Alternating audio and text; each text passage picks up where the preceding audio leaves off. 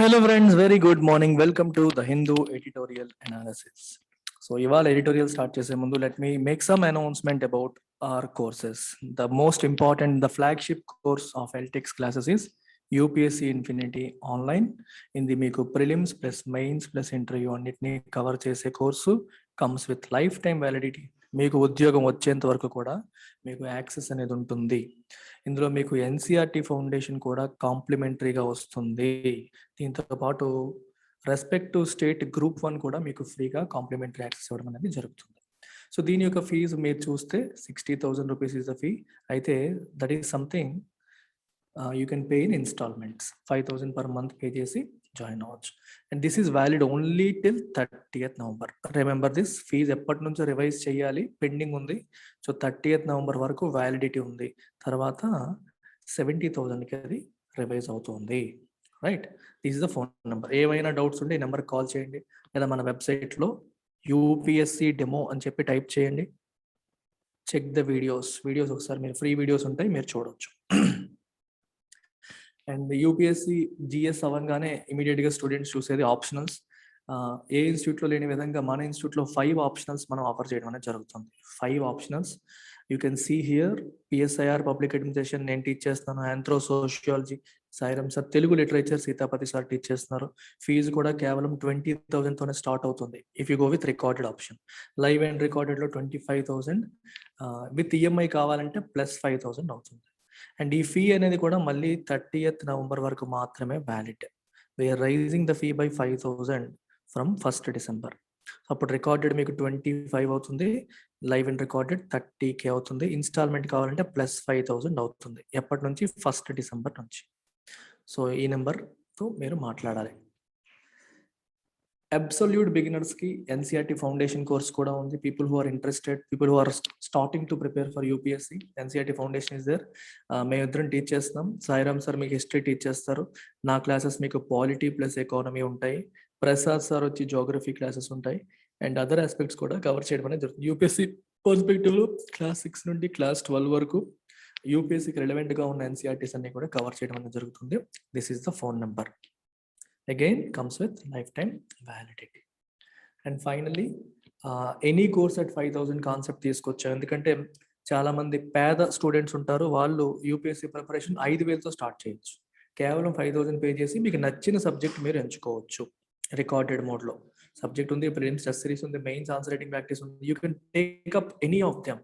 ఇది 22nd November వరకు మాత్రమే వ్యాలిడ్. తర్వాత ఇది కూడా రివైజ్ అవుతుంది. This is the phone number. Prelims test series 2022 prelims prepare అవుతున్న వాళ్ళకి టెస్ట్ సిరీస్ కూడా లాంచ్ చేసాం.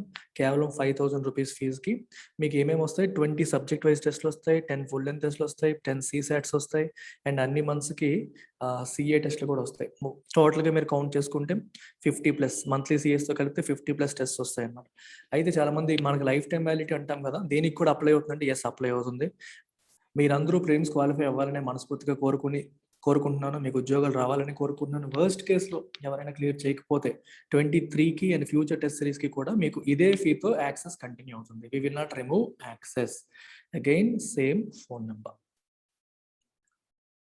Okay, so let's begin today's editorial. Transfer as punishment. చాలాసార్లు మనం చూస్తూ ఉంటాం, ఎవరైనా సరే మన మాట వినట్లేదు అనుకున్నా, మనకు అనుకూలంగా లేకపోయినా సరే వి యూజ్ ట్రాన్స్ఫర్, ఒక పనిష్మెంట్ కింద దాన్ని ఉపయోగించి వాళ్ళు ఎక్కడి నుంచి ఇంకో చోటు, గవర్నమెంట్ అఫీషియల్స్కి ఎక్కువగా చేస్తూ ఉంటారు. అయితే జడ్జిలకు కూడా జరుగుతుంది అనేది ఇక్కడ రాస్తున్నారు. ఒక పర్టికులర్ కేసు గురించి మాట్లాడుతూ ఇది రాశారు. The judiciary's flawed collegium system bares its inherent weaknesses yet again. Collegium system, ఇది మీరు అర్థం చేసుకోవడానికి ముందు I want you to understand some conceptual information. ఒకసారి మనం చూద్దాం. ఇండియాకి జ్యుడిషియరీ ఉంది. జ్యుడిషియరీతో పాటు we also have 2 more organs of the government which are executive and the other one is legislature. So we say these 3 are the organs of the government. Legislature యొక్క పని లా making,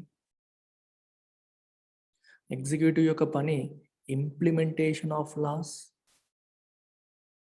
వేరే జ్యుడిషియరీ యొక్క పని upholding the loss. Upholding అంటే వాటిని కాపాడడం, support చేయడం. అలాగే డిస్ప్యూట్ రిజల్యూషన్, జ్యుడిషియల్ రివ్యూ, ఇలా రకరకాల రోల్స్ జ్యుడిషియరీ ప్లే చేస్తూ ఉంటుంది. మీరు ఒకసారి ఆలోచించండి, ఎగ్జిక్యూటివ్కి జ్యుడిషియరీ పైన కంట్రోల్ ఉంది అనుకోండి. అంటే for example supreme court chief justice appointment అనేది ప్రైమ్ మినిస్టర్ చేతిలో ఉంది అనుకోండి, లేదా సుప్రీం కోర్టు జడ్జిని అపాయింట్ చేయాలంటే లా మినిస్టర్ చేతిలో అవకాశం ఉంది అనుకోండి, వాళ్ళని ట్రాన్స్ఫర్ చేసే అవకాశం కూడా ప్రైమ్ మినిస్టర్కి, లా మినిస్టర్కి ఉంది అనుకోండి. అప్పుడు ఏమవుతుంది? The prime minister and law minister will have control, will have influence. అంతేనా? సుప్రీంకోర్టు జ్యుడిషియరీ పైన, జడ్జిల పైన వీళ్ళు ఇన్ఫ్లుయెన్స్ ఉంటుంది. ఇన్ఫ్లుయెన్స్ ఉన్నప్పుడు వాళ్ళు ఇండిపెండెంట్గా ఫంక్షన్ చేయగలుగుతారా? ఫంక్షన్ చేయలేరు. మరి ఇండిపెండెంట్గా జ్యుడిషియరీ ఫంక్షన్ చేయలేకపోతే ఎగ్జిక్యూటివ్ చేసే తప్పుని ఎవరెత్తి చూపుతారు? ప్రజలకు జస్టిస్ ఎలా దక్కుతుంది? లెజిస్లేచర్ తప్పుడు చట్టాలు చేసేదాన్ని ఎవరు కొట్టేస్తారు? కొట్టేయలేరు. అందుకనే in order to preserve the independence of judiciary independence preserve చేయడం కోసం వాళ్ళ అపాయింట్మెంట్స్ కానీ, వాళ్ళ ట్రాన్స్ఫర్స్ కానీ, వాళ్ళ రిమూవల్ కానీ డైరెక్ట్గా ఎగ్జిక్యూటివ్ నచ్చినట్టు చేసే అవకాశం లేదు. సో మరి అపాయింట్మెంట్స్, ట్రాన్స్ఫర్స్ ఎవరు చేస్తారంటే కొలీజియం సిస్టమ్ చేస్తుంది. మరి కొలీజియం సిస్టమ్ అంటే ఏంటి? కొలీజియం సిస్టంలో ఎవరు ఉంటారు? సుప్రీంకోర్టు కొలీజియంలో chief justice of India plus 4 senior most judges ఉంటారు. దీన్నే మనం కొలీజియం సిస్టమ్ అని చెప్పి అంటాం. So collegium system makes appointments, collegium system makes transfers. అయితే వీళ్ళు ఏం చేస్తారంటే వాళ్ళు రికమెండ్ చేస్తారు. వాళ్ళు రికమెండ్ చేసిన తర్వాత ఈ నేమ్స్ అనేవి గవర్నమెంట్కి వెళ్తాయి. గవర్నమెంట్ ప్రమేయం లేకుండా జరగదు అనకూడదు, గవర్నమెంట్ ప్రమేయం ఉంటుంది. నేమ్స్ గవర్నమెంట్కి వెళ్తాయి. గవర్నమెంట్ ఇంటెలిజెన్స్ బ్యూరో ద్వారా ఎంక్వైరీ చేపిస్తుంది, వీళ్ళు మంచి వాళ్ళైనా కాదా ఏంటని ఎంక్వైరీ చేస్తుంది. ఎంక్వైరీ రిపోర్ట్ వచ్చిన తర్వాత గవర్నమెంట్ వాళ్ళకి అపాయింట్మెంట్స్ కన్ఫర్మ్ చేస్తుంది. అంతేగాని గవర్నమెంట్ కొలీజియం ఇచ్చిన దాన్ని మార్చేసి వేరే పేర్లు పెట్టే అధికారం గవర్నమెంట్కి లేదు. గవర్నమెంట్ చెప్పిన తర్వాత కూడా కొలీజియం మళ్ళీ అవే నేమ్స్ ఫార్వర్డ్ చేసింది అనుకోండి, గవర్నమెంట్ వాళ్ళని అప్రూవ్ చేయాల్సిందే. రైట్? అంటే జ్యుడిషియరీకి సంబంధించిన అపాయింట్మెంట్స్, ట్రాన్స్ఫర్స్ ఎవరు చూసుకుంటున్నారంటే వాళ్ళే చూసుకుంటున్నారు. Using what? Collegium system. మరి కొలీజియం సిస్టమ్ ఎలా వచ్చింది? పార్లమెంట్లో ఏదైనా చట్టం చేస్తే వచ్చిందా? నో, పార్లమెంట్ చట్టం ద్వారా రాలేదు. It evolved through supreme court judgments. Supreme court రకరకాల సందర్భాల్లో చేసిన జడ్జిమెంట్స్ ద్వారా కొలీజియం సిస్టమ్ ఎవాల్వ్ అయింది. మీకు first judges case, second judges case, third judges case అని చెప్పి మీకు 3 కేసులు ఉంటాయి. ఈ కేసెస్లో కొలీజియం సిస్టంలో ఎవరెవరు ఉండాలి, కొలీజియంలో ఎవరెవరు ఉండాలి, పద్ధతులు ఏంటి, ప్రొసీజర్స్ ఏంటి అనేవి బిల్డ్ చేశారు. మీరేం చేస్తారంటే కామెంట్ సెక్షన్లో ఫస్ట్ జడ్జెస్ కేసు ఏ సంవత్సరం వచ్చింది, సెకండ్ జడ్జెస్ కేసు ఏ సంవత్సరం వచ్చింది, థర్డ్ జడ్జెస్ కేసు ఏ సంవత్సరం, విచ్ ఇయర్ ఆ జడ్జిమెంట్స్ వచ్చాయి అనేది మీరు కామెంట్ సెక్షన్లో మెన్షన్ చేయండి. So I want you to understand that judiciary, as far as judiciary is concerned, in order to protect its independence, they have a separate system with respect to their appointments and transfers. And removal వచ్చేసరికి legislature చేస్తుంది. Parliament has the power to remove judges. ఇష్టం వచ్చినట్టు చేయొచ్చా? No, using a procedure follow అవ్వాలి. Procedure కూడా simple procedure అంటే కాదు, special మెజారిటీలు అనేవి అవసరం. సుప్రీంకోర్టు జడ్జిని పదవి నుంచి తీయాలంటే స్పెషల్ మెజారిటీ కావాలి, చాలా ప్రాసెస్ ఉంటుంది. ఆ ప్రాసెస్ అంతా ఫాలో అయితే కానీ మనం తీయలేము. విచ్ మీన్స్ జ్యుడిషియరీకి సెక్యూరిటీ ఆఫ్ టెన్యూర్ ఉంది. సెక్యూరిటీ ఆఫ్ టెన్యూర్ అంటే పదవీ కాలము. ఈ పదవీ కాలానికి భద్రత ఉంది. ఇష్టం వచ్చినట్టు తగ్గించాలన్నా, ఇష్టం వచ్చినట్టు వాళ్ళని తీసేయాలన్నా లెజిస్లేచర్ కూడా కుదరదు. చాలా పెద్ద గ్రేవ్ అలిగేషన్స్ వస్తే అప్పుడు ఒక ప్రొసీజర్ ఫాలో అయితే తప్పితే చేయలేరు. It's huge thing, tough thing అనమాట. ఇప్పటి వరకు ఒక్కని కూడా తీయలేదని మీరు అర్థం చేసుకోవచ్చు. So this is the background that is required for you to understand this particular editorial.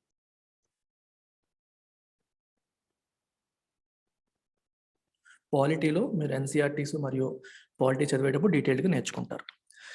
ఇక్కడ ఏం రాశారు? జ్యుడిషియరీ యొక్క కొలీజియం సిస్టమ్ కూడా ఎటువంటిది ఫ్లాడ్, అది కూడా లోపభూయిష్టం అయిపోయిందంట.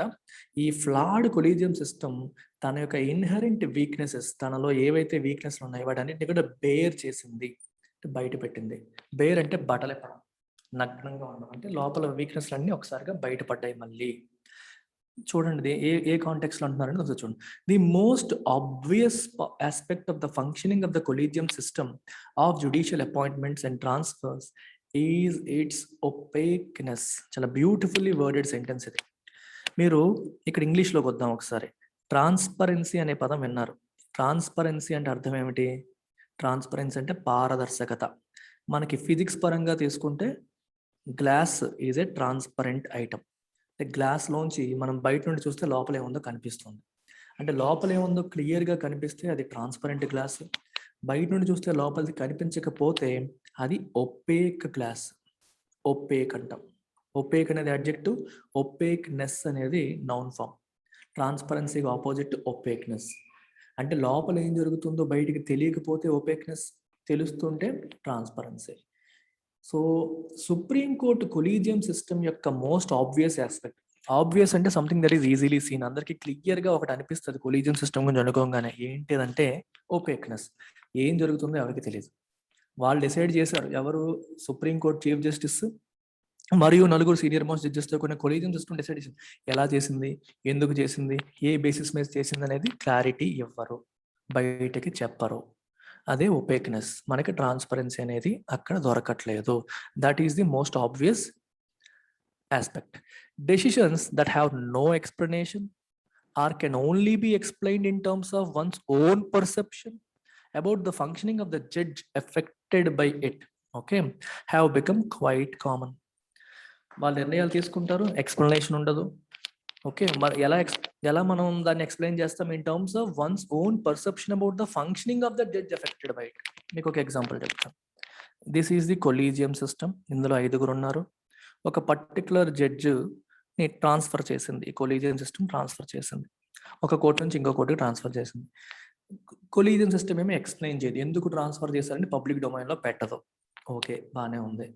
మరి ఎలా అర్థం చేసుకోవాలంటే మనం సొంత పర్సెప్షన్తో, పర్సెప్షన్ అంటే భావన, గ్రహించడం, ఆలోచించడం. ఎందువల్ల అయి ఉంటుంది అంటే మేబీ ఈ పర్టికులర్ పర్సన్ ఏదో తప్పు చేశారేమో, లేదా ప్రభుత్వానికి వ్యతిరేకంగా మాట్లాడారేమో, లేకపోతే ఆయన బిహేవియర్ వీళ్ళందరికీ నచ్చట్లేదేమో, ఆయన రీసెంట్గా ఏం జడ్జిమెంట్స్ ఇచ్చారో, ఏం మాట్లాడారో, ఆయన కార్యకలాపాలు ఏంటి అనే వాటిని చూసి అవేమైనా వీళ్ళకి ఇబ్బంది కలిగించాయేమో అని మనం అర్థం చేసుకోవాలి తప్పితే, అర్థమైందా? దీనివల్ల ఎవరైతే సఫర్ అయ్యారో, ఎఫెక్ట్ అయ్యారో వాళ్ళ యొక్క ఫంక్షనింగ్ బట్టి మనం అనాలిసిస్ చేసుకోవాలి తప్పితే it is not possible to figure out why someone is transferred. అది వాళ్ళు చెప్పరు.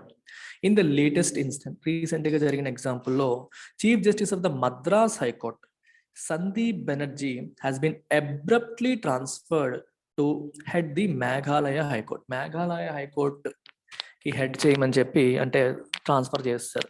మద్రాస్ హైకోర్టు నుంచి మేఘాలయ హైకోర్టుకి ట్రాన్స్ఫర్ చేస్తుంది. ఒకసారి అర్థం చేసుకోవాలి, మద్రాస్ హైకోర్టు బిజీగా ఉంటుంది. మేఘాలయ హైకోర్టు ఒక చిన్న రాష్ట్రం కదా మేఘాలయ. సో అంత in terms of work load అంతగా ఎక్కువగా ఉండదు.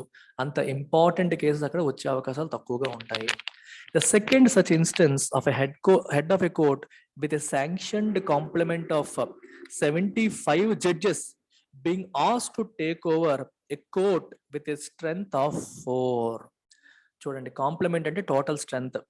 మద్రాస్ హైకోర్టుకి 75 మంది జడ్జిల టోటల్ స్ట్రెంగ్త్ ఉంది. అలాంటి పెద్ద హైకోర్టు యొక్క హెడ్ గా ఉన్న ఇతన్ని మేఘాలయకి ట్రాన్స్ఫర్ చేశారు. మేఘాలయ యొక్క స్ట్రెంగ్త్ ఏమో కేవలం 4.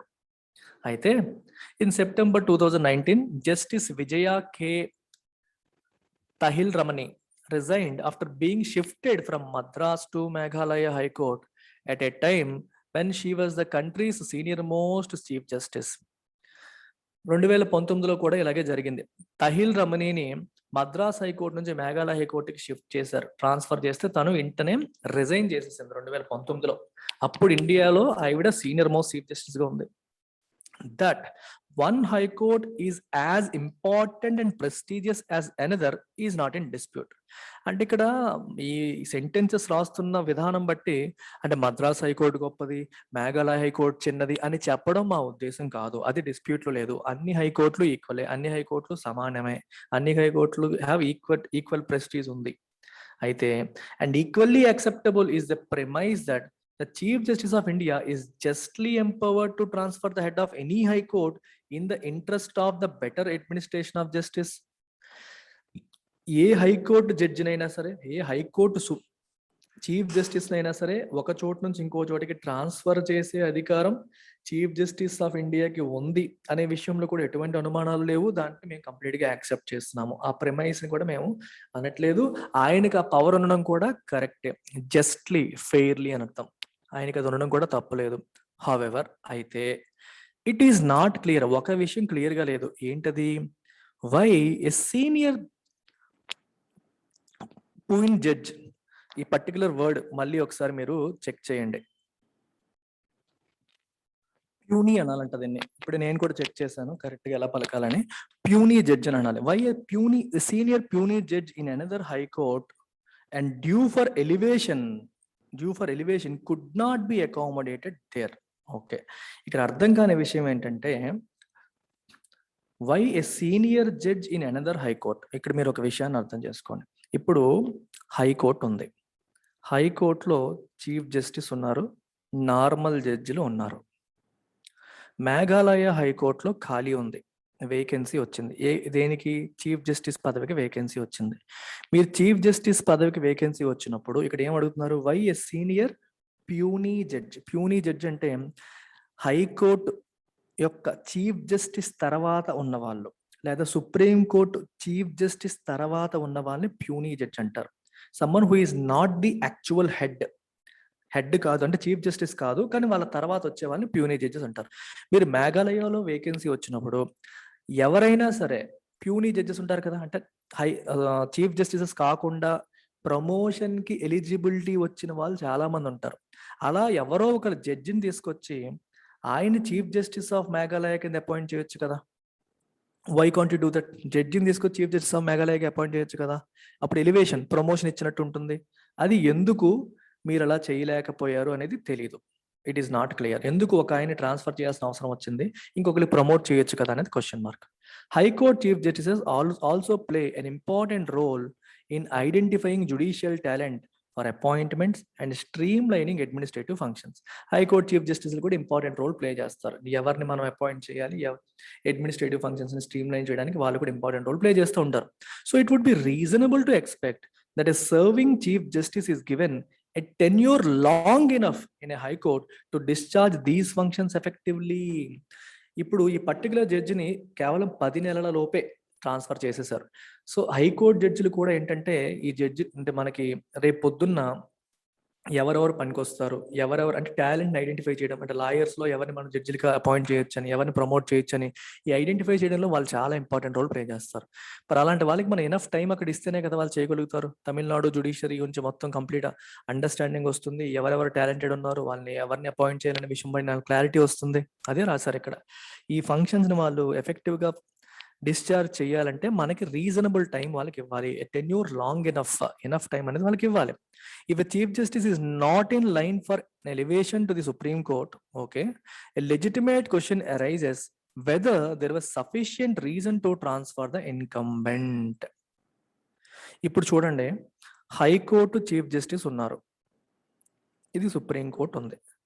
ఇతన్ని హైకోర్టు చీఫ్ జస్టిస్ ని, మద్రాస్ హైకోర్టు చీఫ్ జస్టిస్ ని సుప్రీం కోర్టు జడ్జి కింద మీరు ఎలివేట్ చేశారు అనుకోండి, దట్ ఈస్ ఓకే, అది రీజన్. ఓకే, అతను సుప్రీంకోర్టు జడ్జికి ఎలివేట్ అయ్యారు కాబట్టి హైకోర్టు చీఫ్ జస్టిస్ కింద తీసేసాము, ట్రాన్స్ఫర్ చేసామని చెప్పొచ్చు. అలా కాకుండా ఊరకే ట్రాన్స్ఫర్ చేయాల్సిన అవసరం ఏంటి? ఆల్రెడీ ఉన్న వ్యక్తిని ఊరకే ఇంకో చోటికి, అది కూడా ఎన్నాళ్ళు కూడా అవ్వలేదు, ట్రాన్స్ఫర్ ఇన్కంబెంట్ అంటే ప్రెజెంట్ అధికారంలో ఉన్న వ్యక్తి, పదవిలో ఉన్న వ్యక్తి ట్రాన్స్ఫర్ చేయాల్సిన అవసరం ఏంటి? ఇది ఒక లెజిటిమేట్ క్వశ్చన్. ఇలాంటి క్వశ్చన్ అనేది డెఫినెట్ గా వస్తుంది. In Justice Banerjee's case, the transfer has come within 10 months of his assuming office. Assuming ante office taking charge anamata. ఊహించుకోవడం కాదు ఇక్కడ meaning. If you have assumed office, that means you have taken charge.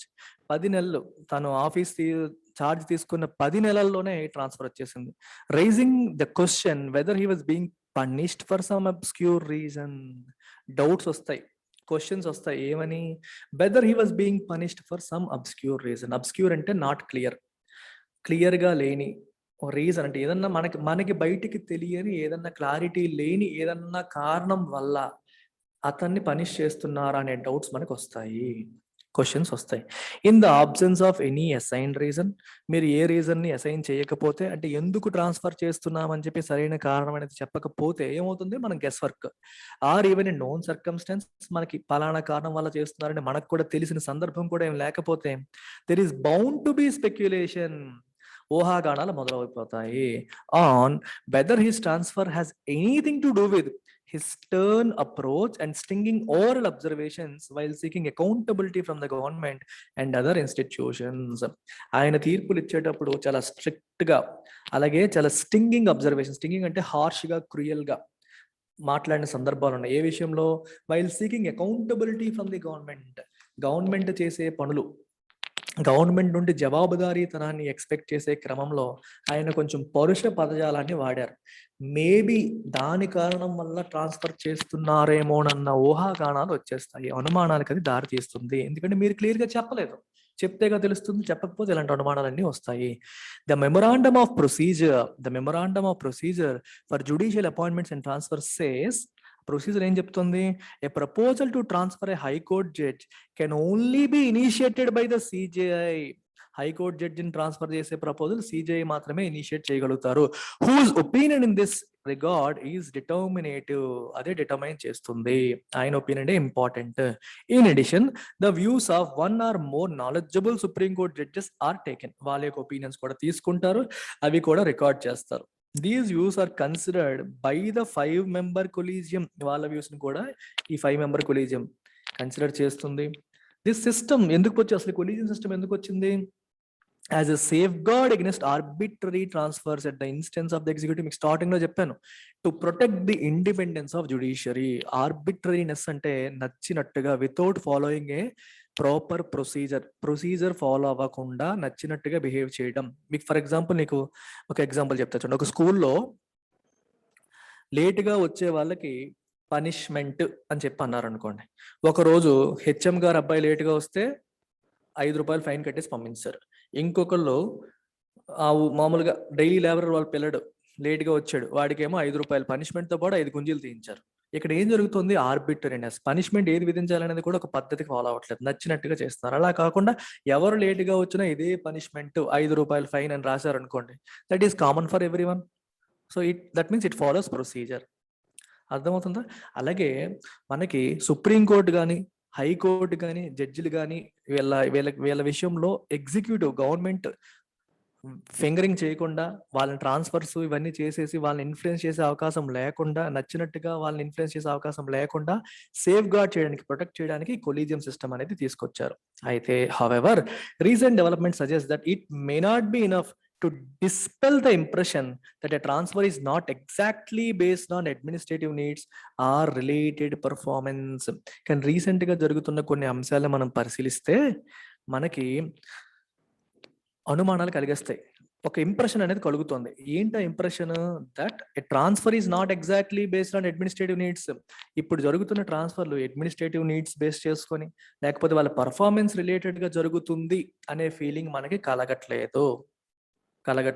అలా కలగకుండా ఉండే notion ని dispel చేయడం అంటే remove చేయడం. డిస్పెల్ అంటే రిమూవింగ్ సస్పిషన్, రిమూవింగ్ ఫియర్. మనలో ఉన్న భయాలు, ఆందోళనలు, అనుమానాలు, వాటిని రిమూవ్ చేయడాన్ని డిస్పెల్ అంటాం. గవర్నమెంట్, మన సుప్రీంకోర్టు కొలీజియం సిస్టమ్ చేస్తున్న పనులు మనలో ఉన్న ఈ అనుమానాలను రిమూవ్ చేసేలాగా లేవు, అనుమానాలను బలపరిచేలాగే ఉన్నాయి తప్పితే రిమూవ్ చేసేలాగా రీసెంట్ డెవలప్మెంట్స్ అనేవి లేవు. Why any concern related to a chief justice style of functioning or conduct should not have been quietly resolved by the CJI without resort to a drastic step such as a transfer is not clear. ఒకవేళ నిజంగా Madras high court chief justice యొక్క functioning మీకు నచ్చకపోతే silent గా కూర్చొని మాట్లాడుకొని ఆ problem ని సాల్వ్ చేసుకునే అవకాశం ఉంది కదా, దాన్ని ఎందుకు వినియోగించుకోలేదు, ఇంత డ్రాస్టిక్ స్టెప్ తీసుకోవాల్సిన అవసరం ఏమొచ్చింది అనే విషయం క్లియర్ గా తెలియట్లేదు. Yet again the flawed collegium system, ఈ లోపభూయిష్టమైన కొలీజియం సిస్టమ్ ఏదైతే ఉందో, అండ్ ఇట్స్ వీక్నెసెస్, దాని వీక్నెస్ అన్ని కూడా are under adverse scrutiny. Adverse అంటే అన్ఫేవరబుల్, ఇంకా అందరూ దాన్ని నెగిటివ్ గా స్క్రూటినైజ్ చేసే పరిస్థితికి తీసుకొచ్చారు. అనుమానాస్పదంగా, క్లారిటీ లేకుండా పనులు చేస్తే అందరూ దాన్ని ఇలా నెగిటివ్ గా, అనుమానపు దృష్టితో చూసే అవకాశాన్ని కల్పించినట్టు. That's what this says. Take care, bye.